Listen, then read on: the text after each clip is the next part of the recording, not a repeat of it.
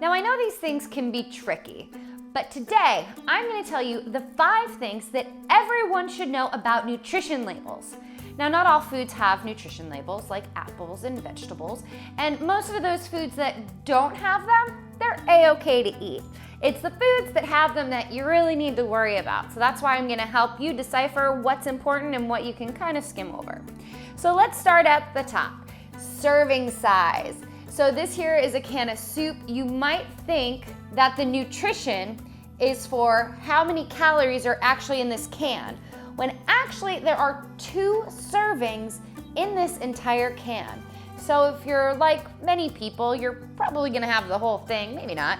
But if you are planning to have the whole thing, you have to multiply everything in this little nutrition fact grid by 2. It sounds simple, but a lot of people don't even think about it.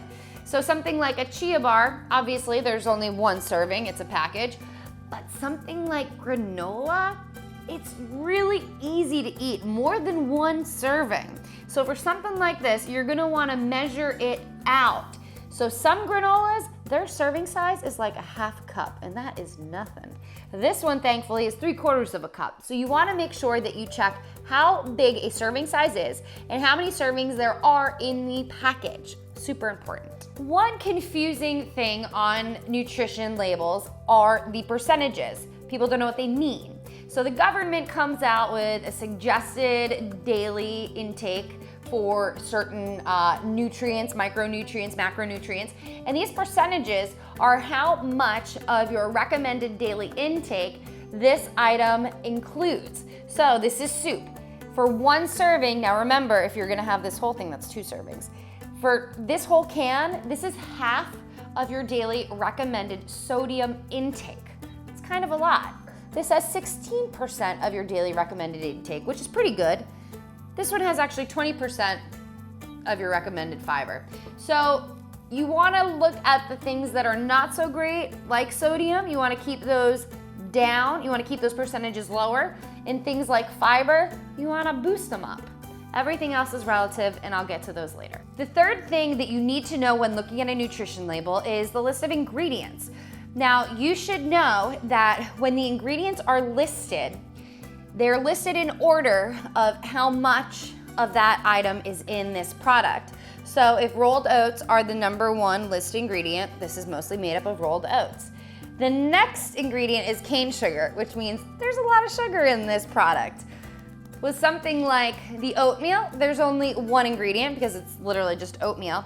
And something like the soup, black beans, water, onions, you wanna make sure that things like sugar and saturated fats, things like that, are down towards the bottom of your ingredient list.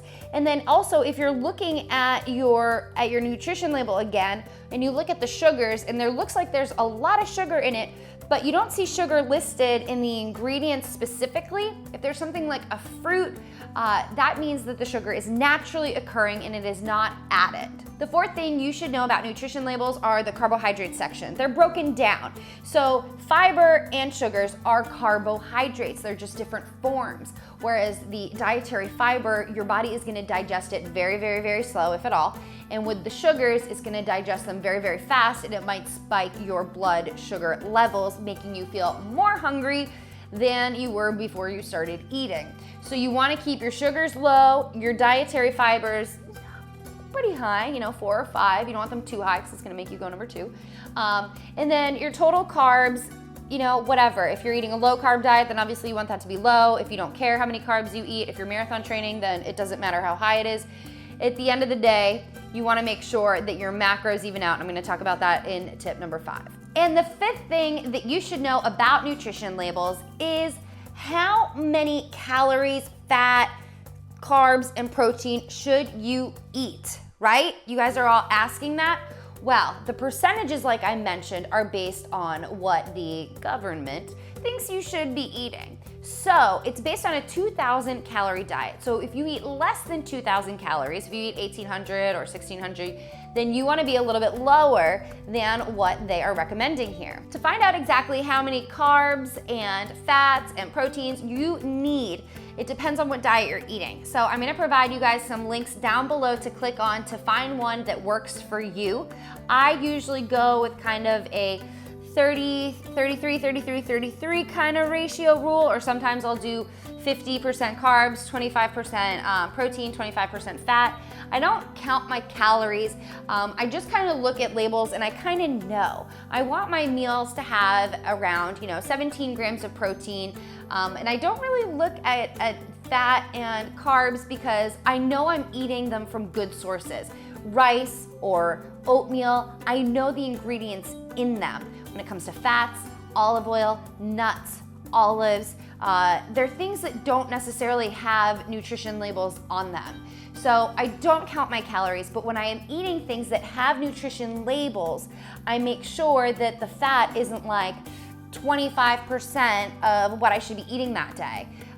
Or you want to balance it out throughout the day. I hope that made sense to all of you guys. And if you have questions, leave them down below. And if you know someone that needs help, share this video with a friend.